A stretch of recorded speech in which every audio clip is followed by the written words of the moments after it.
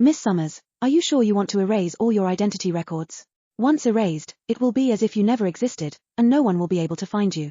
Adele paused for a moment before nodding resolutely. Yes, that's exactly what I want. I want no one to find me. There was a hint of surprise on the other end of the line, but they quickly responded, understood, Miss Summers. The process will take about 2 weeks to complete. Please wait patiently. Chapter 1. Miss Summers, are you sure you want to erase all your identity records? Once erased, it will be as if you never existed, and no one will be able to find you. Adele paused for a moment before nodding resolutely. Yes, that's exactly what I want. I want no one to find me. There was a hint of surprise on the other end of the line, but they quickly responded, understood, Miss Summers. The process will take about 2 weeks to complete. Please wait patiently. After hanging up the call, Adele put her phone down and booked a flight to Florin, scheduled to depart in 2 weeks. At the same time, the television was replaying a press conference held by the Sterling Corporation. A week ago, Elias Sterling, CEO of Sterling Corporation, unveiled a masterpiece of jewelry, crafted from the world's most exquisite diamonds and gemstones.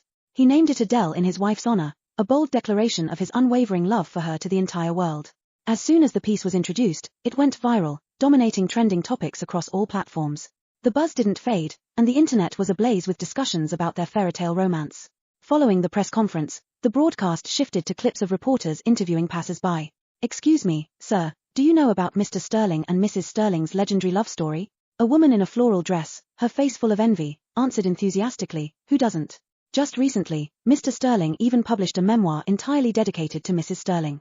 In it, he mentioned how she loved cherries, so he planted an entire orchard of cherry trees around their villa. I told my husband to learn from him, and he said, that kind of man is one in a million. I could never compete. Honestly, it's enough to drive you mad with jealousy. The reporter moved on to interview more people. A young university student stood in front of the microphone, clutching her hands to her chest with a dreamy expression. Their love story is like a romance novel brought to life. Mr. Sterling is the ultimate lover. 4 years ago, Mrs. Sterling faced kidney failure and was in desperate need of a transplant. When it turned out Mr. Sterling was a compatible donor, he ignored everyone's objections and went straight to the operating table that very day to save her. He said she was his life, and if she couldn't live, he wouldn't either. How could there be such a perfect man? The reporter interviewed countless people, and every single one of them expressed admiration for Elias and Adele's love story. The news replayed over and over on the screen, but Adele merely curled her lips in self-mockery. Her face had always attracted attention, and from a young age, she was surrounded by admirers. Yet, having grown up with divorced parents, Adele held no illusions about love. She rejected every confession with the same line, sorry, I'm not interested in dating, and I care even less about romance. That was until she met Elias. Unlike everyone else, he pursued her relentlessly for 3 years. No matter how many times she turned him down, he only became more determined. Once, just to win her a necklace she liked, he joined a life-threatening street race, nearly losing his life in the process. That was the moment he finally broke through her walls.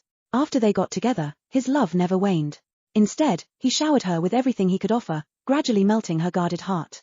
Even when proposing, he didn't stop at just once, he asked 52 times before she finally took the leap of faith and agreed to marry him. On the day of his final proposal, Adele gazed at the ring on her finger, tears glistening in her eyes, and said to Elias, Elias, I will do my best to be your wife, through life and death, wealth and poverty, never abandoning you. But there's one thing you must remember, I will never tolerate lies. If you ever deceive me, I will disappear from your world forever. Those beautiful memories had now been shattered by a cruel reality, turning into nothing but illusions.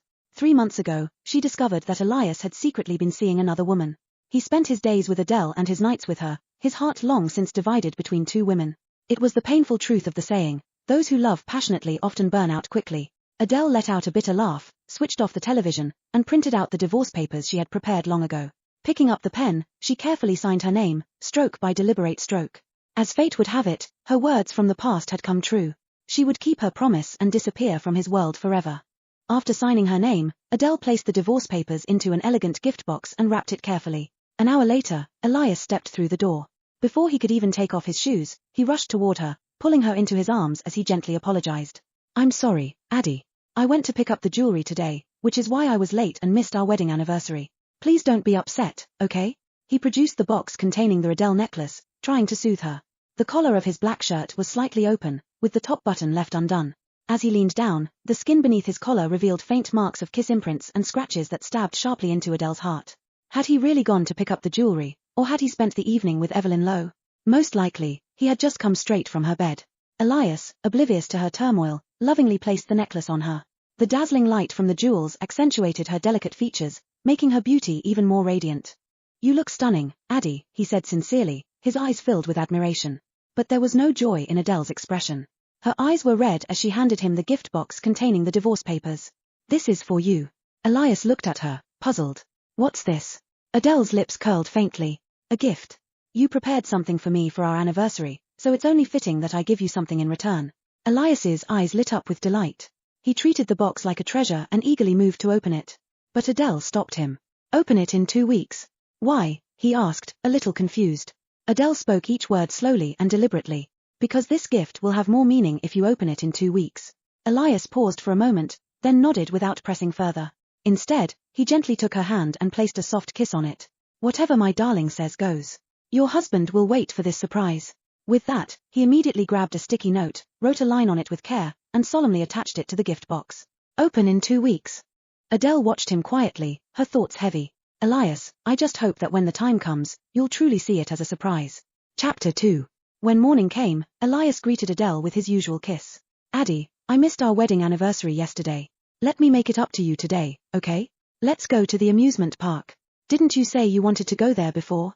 Adele had no interest and was about to refuse, but Elias was already getting everything ready without waiting for her reply. He even laid out an outfit for her. At the amusement park, he was attentive to her every move. The moment she pressed her lips together, he brought a bottle of water to her mouth. If her gaze lingered on a stuffed toy for more than a second, he bought it immediately. Carousel rides, bumper cars, the Ferris wheel. Elias didn't care how childish the activities were. As long as she enjoyed them, he happily went along. He held her hand tightly throughout, barely letting go.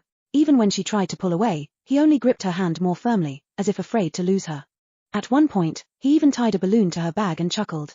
"This way, Addie, you'll never get lost." Never get lost. But the place she was going this time was somewhere he'd never be able to find her. "Elias, you lost me a long time ago," Adele wanted to tell him that. Their undeniable chemistry and captivating looks naturally caught the eyes of other visitors. It wasn't long before murmurs began, and someone pointed them out. "Look, that's Mr. Sterling and Mrs. Sterling, isn't it? I can't believe we're seeing them in person. They're so sweet together." A girl let out an excited gasp, practically bouncing on her toes as she grabbed her boyfriend's arm and dragged him over to Adele. Could we take a picture with you? We're huge fans. You're our favorite couple." Seeing the girl's eager expression, Adele didn't have the heart to refuse and nodded in agreement. Elias wasn't fond of taking photos but was willing to cooperate with Adele. The camera clicked, and the couple beamed with excitement. "You two are such a perfect couple. We're so envious. Please stay happy forever."